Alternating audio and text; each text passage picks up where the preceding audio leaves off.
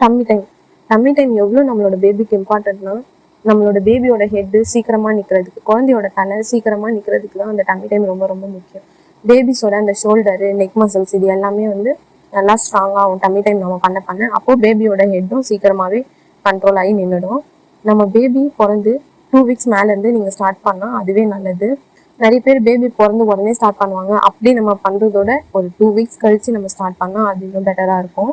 நீங்கள் dummy time எப்போ போடணுன்னா, எப்போவுமே கம்பல்சரி பேபிக்கு ஃபீட் பண்ண உடனே போடவே கூடாது. பேபிக்கு ஃபீட் பண்ணி ஒரு 1/2 hour அந்த மாதிரி கழித்து அவங்களுக்கு அந்த மில்க் எல்லாமே டைஜஸ்ட் ஆனதுக்கு அப்புறமேட்டு தான் நீங்கள் டம்மி டைம் போடணும். ஒரு நாளைக்கு உங்களால் எவ்வளோ டம்மி டைம் பேபிக்கு கொடுக்க முடியுமோ நீங்கள் கொடுக்கலாம்.